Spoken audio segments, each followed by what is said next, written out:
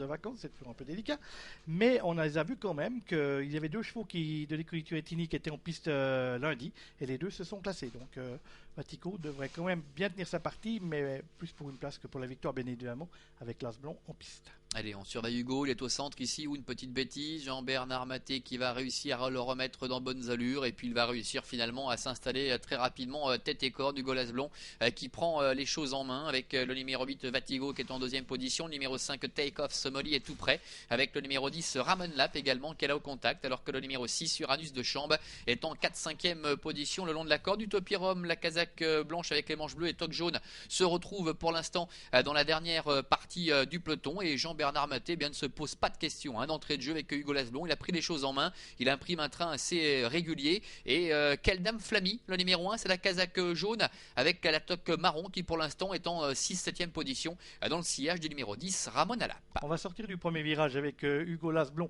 qui a toujours nettement l'avantage, avec Vatigo le numéro 8 qui est le seul à tenter de le suivre à quelques longueurs. Ensuite on a le peloton qui est emmené par le numéro 5 Take Off Somoli. On se rapproche côté extérieur en jaune et marron, c'est le numéro 1 Quelle Dame Flammy qui vient se porter maintenant 3e.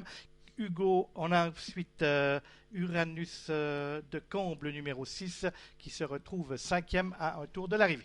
Et avec un cavalier seul, tour de l'arrivée pour Hugo Lasblon, le grandissime favori numéro 7 avec Jean-Bernard Maté. Seul Vatigo pour l'instant est susceptible de le suivre, mais de loin. Quelle Dame Flammy avec Cédric Pascal Schneider se rapproche maintenant en 3e position et vient de déborder Take Off Somoli. Les autres derrière ont du mal à réagir. Ramon Alap avec son écharpe rouge reste un petit peu en suspension, trottant à la hauteur.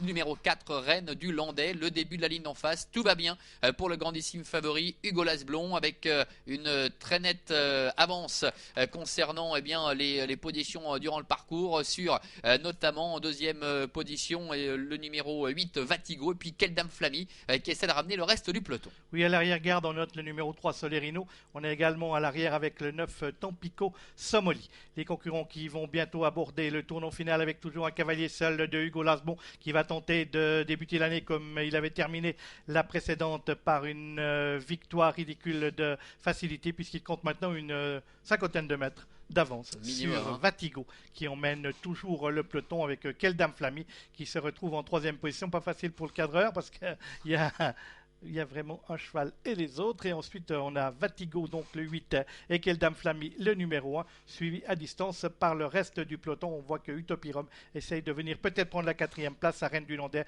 qui est le numéro 4. Allez, il n'y a plus qu'à assurer pour le grandissime favori Hugo Lasblon. Derrière, Vatigo est en 2e position. Quelle Dame Flammy qui est décalé pour tenter d'aller chercher peut-être le premier accès-site. Ils sont à mi-ligne droite avec Hugo Lasblon qui a course gagnée depuis longtemps maintenant, avec Vatigo qui est en 2e position. Quelle Dame Flammy qui se défend bien, et 3e maintenant, mais semble plafonner au contraire d'Utopie Rome qui est en train de refaire pas mal de terrain. Hugo Lasblon qui file vers sa 20e victoire en Suisse avec Jean-Bernard Maté, véritable promenade de santé. Il s'impose de bout en bout. Le phénomène de Jean-Bernard Maté, Hugo Lasblon qui s'impose, Vatigo qui va conserver la 2e place, la 3e place beaucoup plus loin pour le numéro 3 Solerino, et c'est le numéro 1 Quelle Dame Flammy qui termine 4e.